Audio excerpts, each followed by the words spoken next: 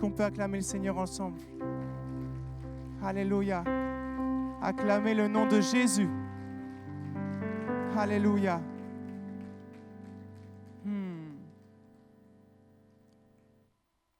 Quelle grâce et quelle joie d'être ici réunis dans la présence de notre Dieu. Ça reste un privilège, je le dis à chaque fois et je le répète, et que l'on soit conscient de ce privilège. Vraiment. Je suis très heureux d'être parmi vous ce matin et on va vivre un culte un peu différent. On a voulu un culte familial. Normalement, il y a des enfants dans la salle. Il y a des enfants ici. Les enfants, est-ce que vous pouvez... Les enfants, ils sont où les enfants? Ils sont où les enfants? Ah, il y a des grands enfants là-bas. Des enfants de Dieu. Alléluia. Alléluia. On a les enfants, les ados, les jeunes, on est tous ensemble réunis. C'est important.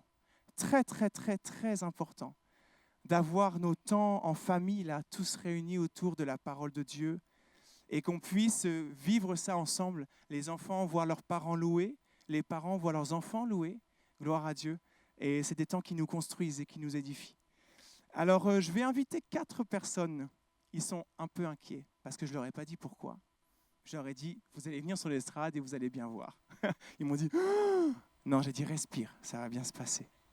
Alors, il y a Alexis. Est-ce qu'Alexis, tu es là? Viens, Alexis. Est-ce qu'on peut encourager Alexis? Viens jusqu'à nous, Alexis. Viens là. On a Logan. On a Rémise et on a Mélanie. Est-ce que Mélanie, tu es quelque part? Oui, viens Mélanie, voilà. Allez-y, là au milieu, voilà, qu'on vous voit bien.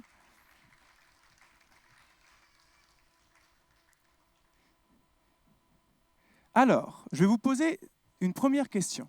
Et vous allez chacun à votre tour répondre. Et ils ne savent pas laquelle. Hein.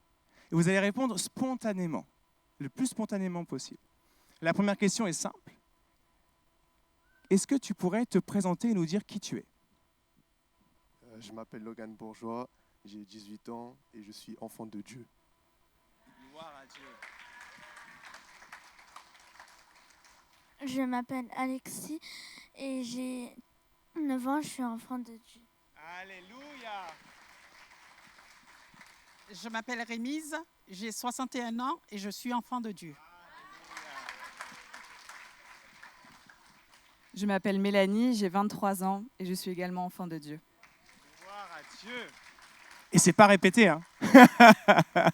Gloire à Dieu. Le dénominateur commun, c'est enfant de Dieu. Amen. La deuxième question est simple. Est-ce que vous pourriez donner chacun, à votre tour, une qualité et un défaut vous concernant? Je savais que ça allait. Qualité, je suis très joyeux, mais mon défaut, c'est que je suis souvent agité.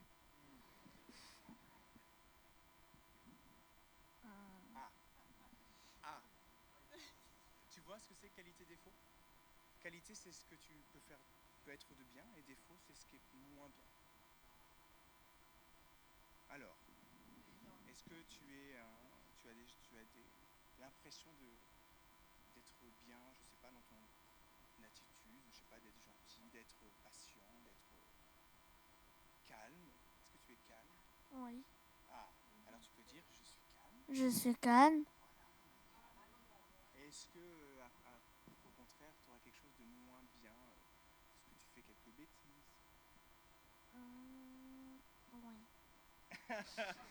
Donc tu peux dire je fais quelques bêtises. Je fais quelques bêtises. Bah oui, ça arrive. Voilà. Merci. Alors moi, je suis quelqu'un de très, très positif dans la vie. J'aime rigoler, j'aime m'amuser.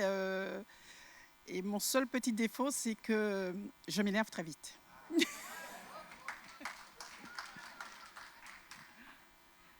Alors moi, une qualité, je dirais que je suis quelqu'un de serviable. Et un défaut, je suis peut-être des fois trop bavarde. Je devrais réfléchir parfois. Merci. Est-ce qu'on peut les encourager? Merci, c'était tout. Voilà, c'était tout simple. Hein. Dénominateur commun, enfant de Dieu. C'est la base. C'est sur cette base-là qu'on va discuter ensemble ce matin.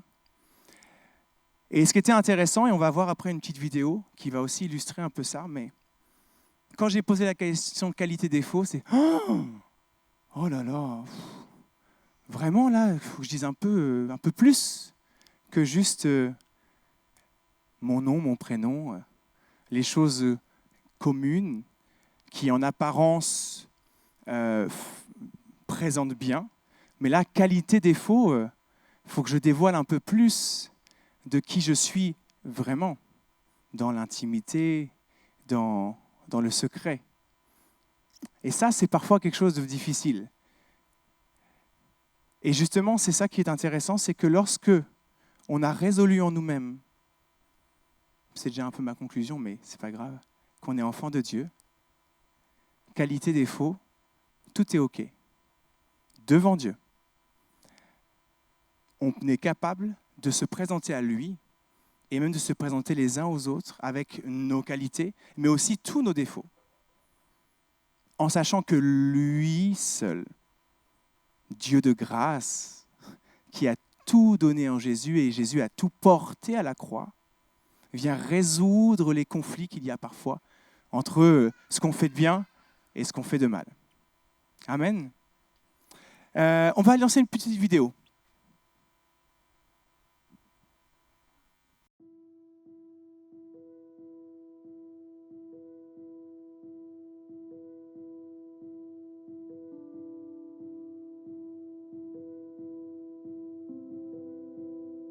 Ils ont raison.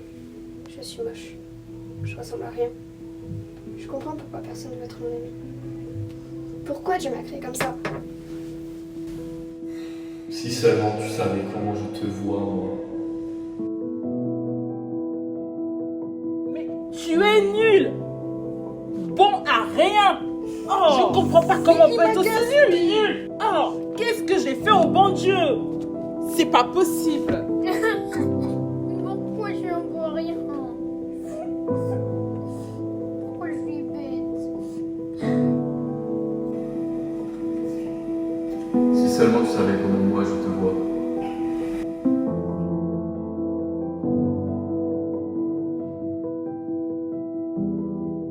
Je prie chaque jour, mais je ne vois rien.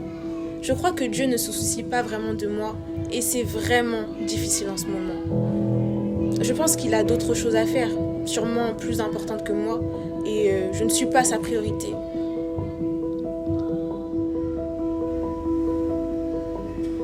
Si seulement tu savais.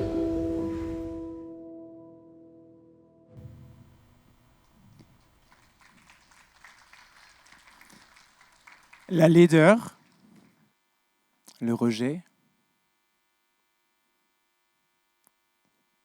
les insultes,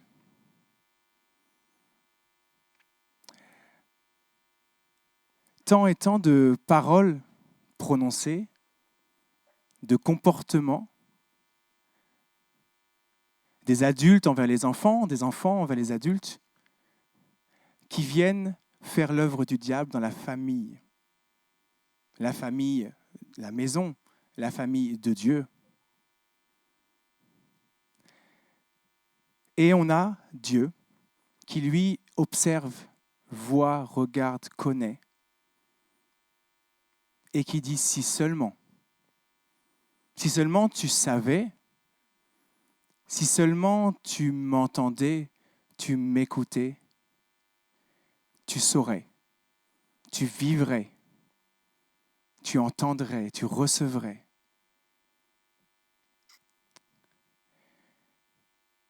On va parler d'un homme de la Bible qui s'appelle David. David.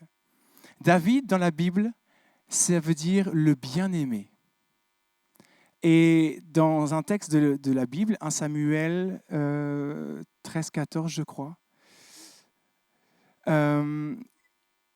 l'Éternel dit qu'il s'est choisi un homme selon son cœur. Donc, Dieu dit que David est son choix. David, c'est qui? David, qui est-il? Qu'est-ce qui fait son identité? Ce qui fait son identité, c'est d'être un berger, jeune, mis un peu de côté dans la famille parce que il n'est pas forcément semblable aux autres, parce qu'il n'est pas forcément un enfant légitime, etc., etc. Et puis, cet jeune berger que Dieu a choisi va devenir un soldat qui va vaincre Goliath, un géant, et le terrasser avec une pierre lancée d'une fronde.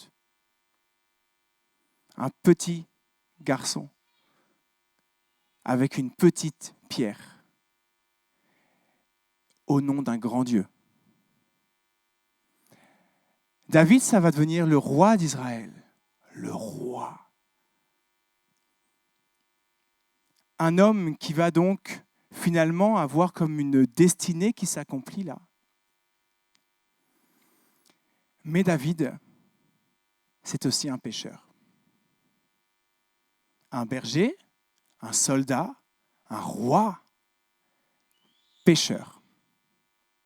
Un pécheur qui va pécher, notamment par l'adultère, en trompant sa femme, et qui ensuite va en plus tuer. On a un adultère et un meurtrier. David, donc, c'est à la fois un berger, un soldat, un roi, et un adultère et un meurtrier. C'est tout ça en même temps. Prendre conscience que notre identité, au départ, dans ce monde et dans la manière dont on grandit, jusqu'à devenir un adulte et plus encore, et dès l'enfance, se construit par toutes sortes de pensées, par toutes sortes de contextes autour de nous.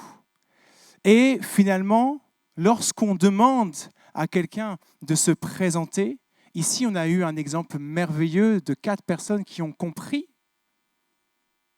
qu'elles étaient enfants de Dieu. Est-ce que c'est toujours le cas pour chacun d'entre nous? Est-ce que c'est toujours notre réflexe premier?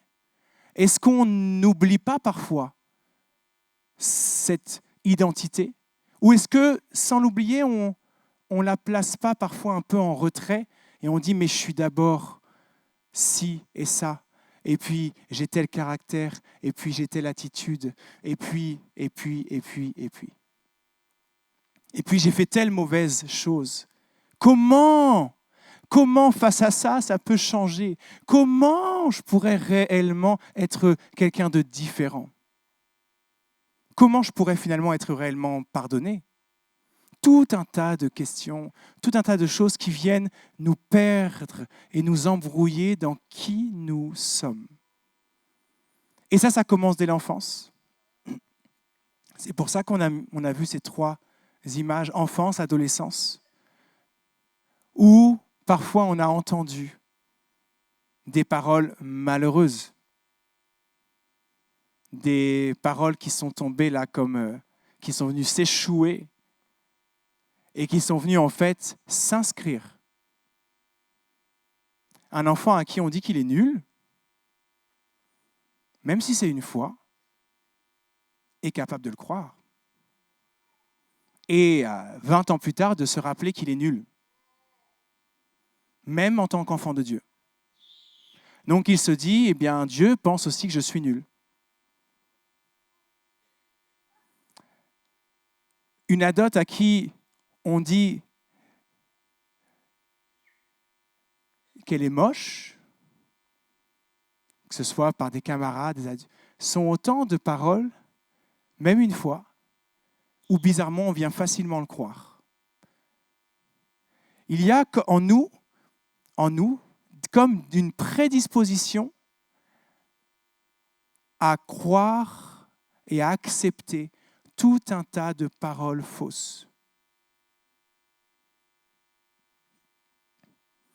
Et donc David, lui, berger, soldat, roi et pécheur, va écrire un psaume. Un parmi tant d'autres. Si vous lisez les psaumes, vous verrez qu'il en a écrit plusieurs. Mais il va écrire un psaume, le psaume 139. Et on va écouter la lecture du psaume 139 du verset 1 au verset 14.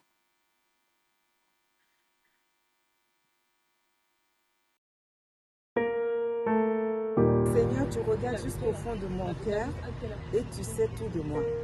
Tu sais si je m'assieds ou si je me lève longtemps d'avance, tu connais mes pensées. Tu sais si je suis dehors ou chez moi. Tu es au courant de tout ce que je fais. La parole n'est pas encore arrivée à mes lèvres, que déjà tu sais tout ce que je vais dire. Tu es derrière moi, devant aussi. Tu poses ta main sur moi. Une connaissance aussi prodigieuse me dépasse. Elle est trop élevée pour que je la comprenne. Où aller loin de toi? Où fuir loin de ta présence, Seigneur? Si je monte dans les cieux, tu es là. Si je me couche parmi les morts, tu es aussi. Si j'emprunte les ailes de l'aurore pour m'établir au-delà des mers, même là ta main me guide, ta main droite me saisit. Si je dis que l'obscurité m'engloutisse, qu'autour de moi le jour se fasse nuit. Pour toi, même l'obscurité n'est pas obscure.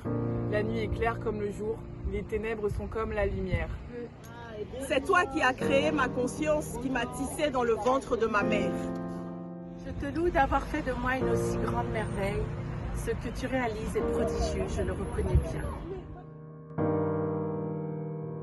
Amen. Je te loue, Seigneur, de ce que je suis une créature si merveilleuse.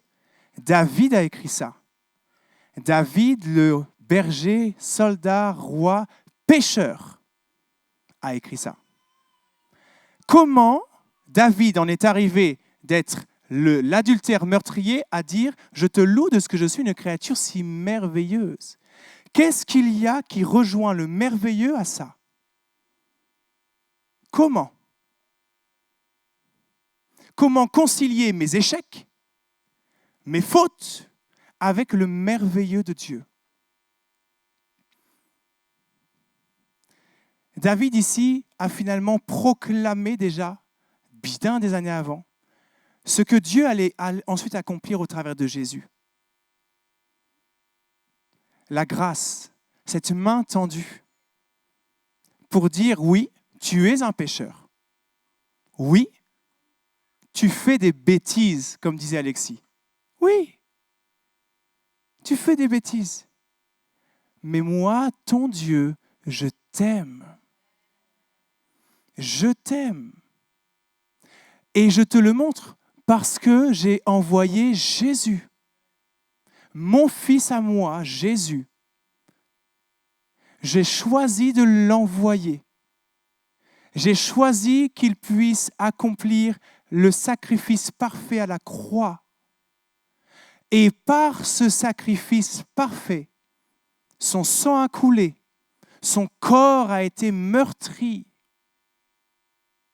Il est mort et avec tout le poids de tes bêtises, de tes péchés, de tout ce qui fait que, en effet, tu es un pécheur.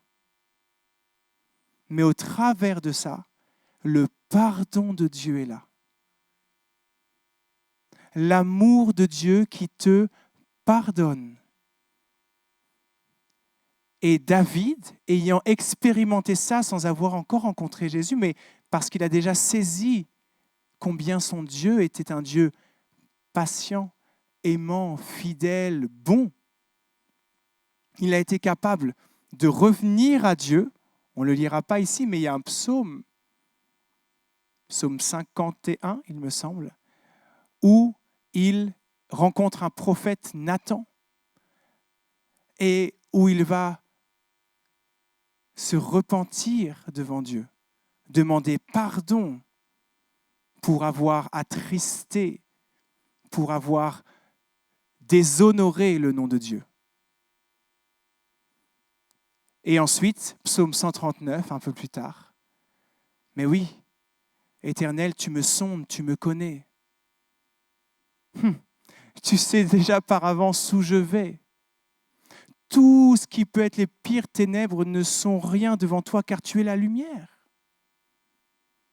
Et je peux dire que je suis alors une créature merveilleuse et que tes œuvres sont admirables. Mais merveilleux, ça veut dire quoi? Ah ouais, je suis beau. Ah là là, maintenant que je suis chrétien, je suis un beau gosse. Avant, j'étais trop laid. Mais là, vraiment, il s'est passé un truc, une transformation là d'un coup. Non, c'est pas ça. C'est pas ça. Merveilleux, c'est le mot pala en hébreu. Et ce mot-là en hébreu, ça veut dire, pour résumer, il y a plusieurs significations, ça veut dire choisi. Je te loue de ce que je suis une créature choisie, aimée. Voilà ce que je fais.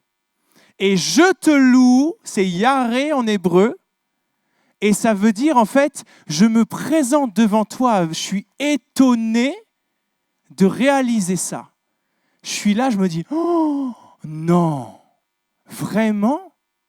C'est ce que tu dis que je suis? Et donc je te loue, quoi. Je suis waouh! Je ne mérite pas. Je ne mérite pas. Je fais plein d'erreurs. Mais je suis un enfant de Dieu choisi, aimé, bien aimé, choisi.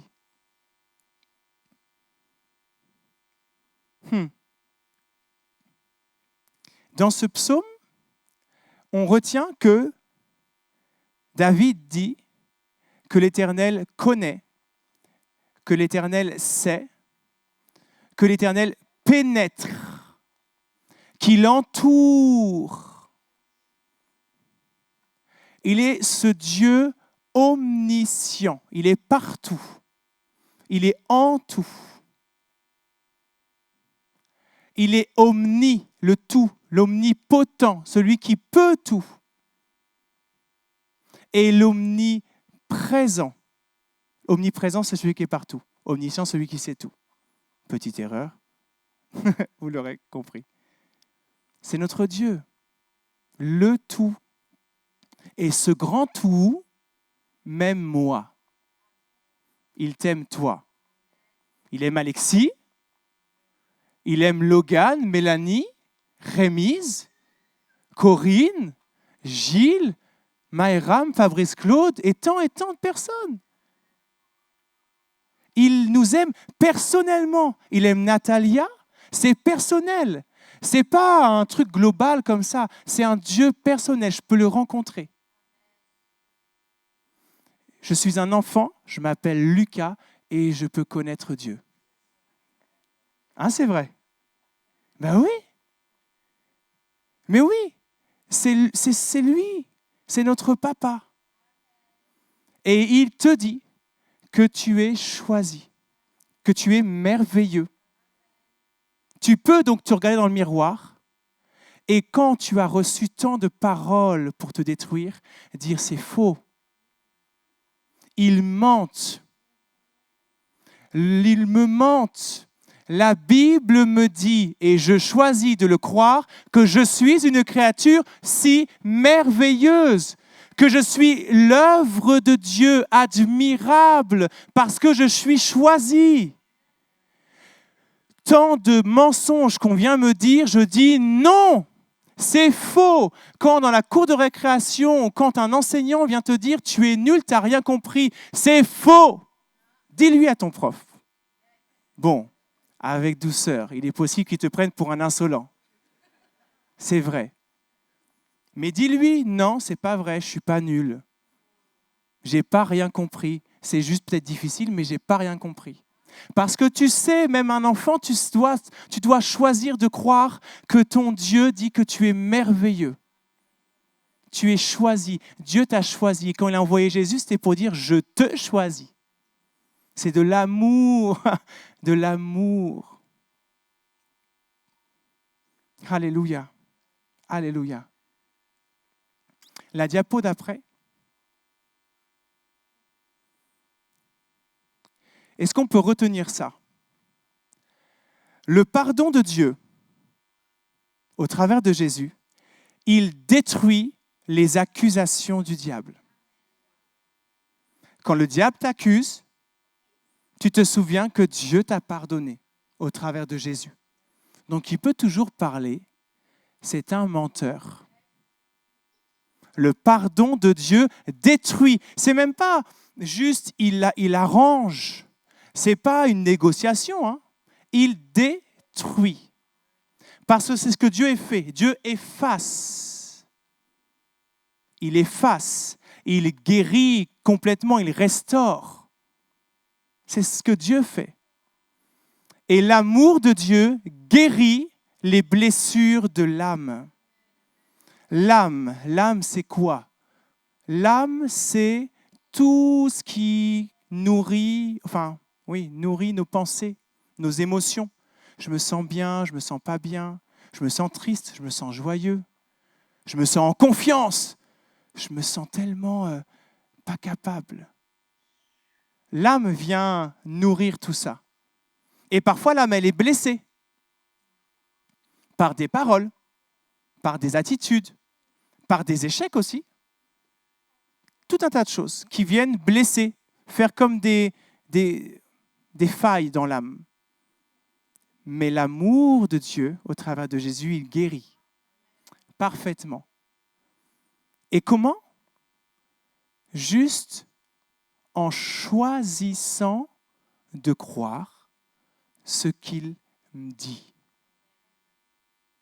Et là, on vit un moment où quand on choisit de croire ce qu'il dit, en disant « je ne comprends pas, j'ai du mal peut-être à vraiment comprendre tout ça ». On peut le dire. Hein. Ok, peut-être tu as du mal à comprendre, c'est normal, c'est très très bizarre à comprendre. Hein. La grâce de Dieu, comme ça à expliquer, c'est quand même un concept, voilà, jusqu'à aujourd'hui, j'en connais pas d'autres qui puissent concurrencer. Hein. D'accord? C'est quelque chose qui est inconcevable, qui dépasse notre entendement. Et tout ce que Dieu nous propose, c'est de l'accepter, de juste choisir de croire. Et quand tu choisis de croire, tu es en train de laisser au Saint-Esprit, même tout jeune enfant que tu es, hein, laisser au Saint-Esprit la place pour venir guérir toutes les petites blessures. Et ainsi, réaliser avec force, oui, je suis un enfant de Dieu. Je suis choisi. Amen. Amen. La diapo d'après. Alors, je ne suis pas merveilleux en tant que tel, mais je suis créé pour être la créature merveilleuse de Dieu. C'est en fait mon identité d'enfant de Dieu. Le but ici, et le but de la parole n'est pas que tu te dises « ouais, je suis merveilleux ». Non. C'est que tu dises « merci mon papa de m'avoir choisi, de m'aimer tellement au travers de Jésus, et du coup, que je puisse être aujourd'hui et comprendre que je suis ta créature merveilleuse, ta créature choisie. Je fais plein d'erreurs, mais en toi, et grâce à toi, et par toi, je suis guéri, je suis pardonné, et je grandis. Parce que je grandis, hein. On ne parle pas que de prendre des centimètres, hein. Avec Dieu, je grandis. Chaque jour, je grandis. Chaque jour, il me transforme. Et on se rend compte que des choses, des manières de penser qu'on avait ne sont plus. Parce qu'on a été libéré. Et être libéré, être guéri, pardonné, c'est accessible pour chacun. Que tu aies 1 an, 2 ans, 3 ans, 4 ans, 10 ans, 30 ans, 70 ans, 80. Ne cessons jamais, jamais, jamais, au travers de notre relation avec Dieu et de la parole de Dieu, de vivre toujours plus un pas de plus vers Dieu. Un pas de plus vers Dieu. Un pas de plus dans une vie et une âme guérie, libérée et restaurée. Amen. Parce que la Bible nous le dit, si quelqu'un est en Christ, je suis une nouvelle créature. Amen. Nouvelle créature. Et alors, on peut dire, ce texte-là, c'est le chant que des enfants vont chanter tout à l'heure à la fin du culte. Plus qu'un chant, c'est de comprendre. Et là, je m'adresse aux enfants, mais aussi aux parents, aux grands-parents, aux tontons, aux familles que nous formons.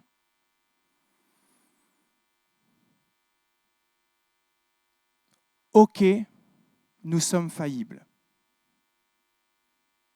Ok, c'est certain, on dit mal et on fait mal parfois.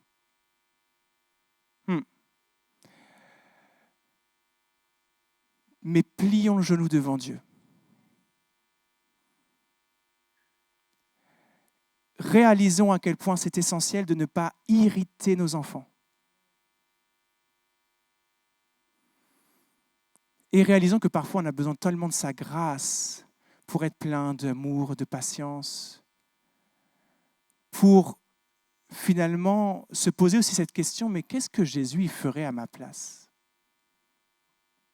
Dans cette situation, telle chose, là, ça me choque, où vraiment je trouve que ça dépasse les limites de l'acceptable.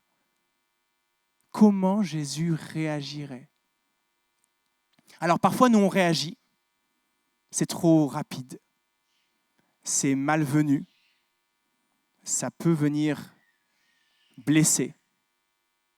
Mais grâce à Dieu, on peut se repentir devant Dieu et devant celui qu'on a blessé. Je nous encourage, je m'encourage à être de ceux qui humblement vont reconnaître nos limites.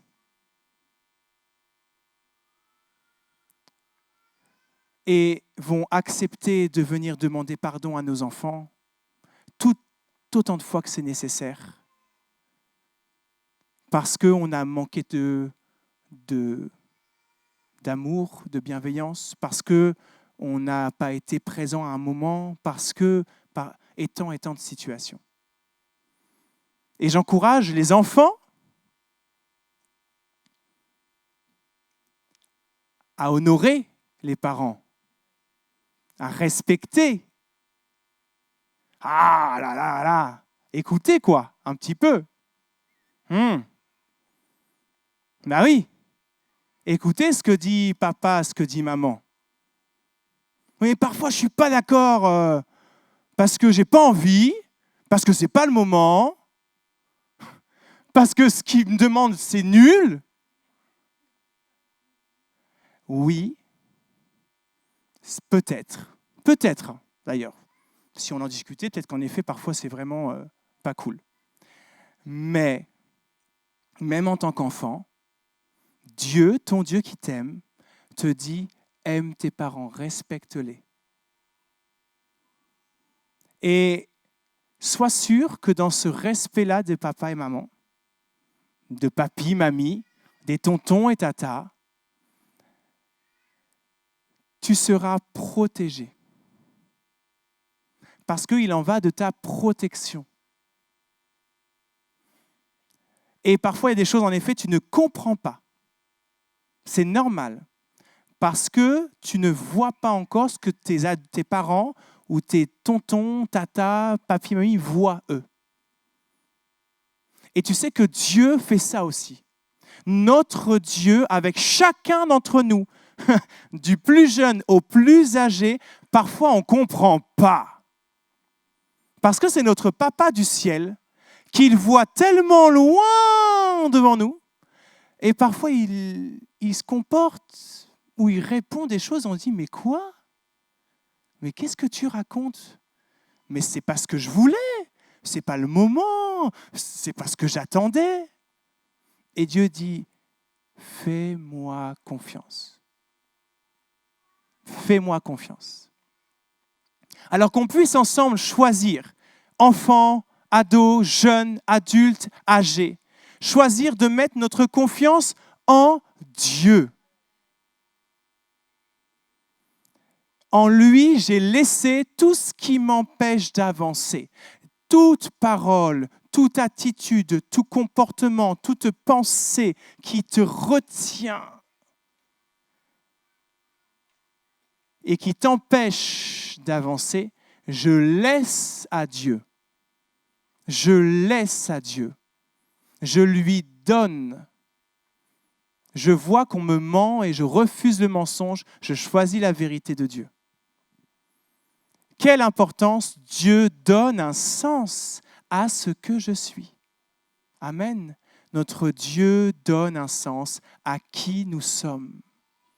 En toi, je sais qui je suis.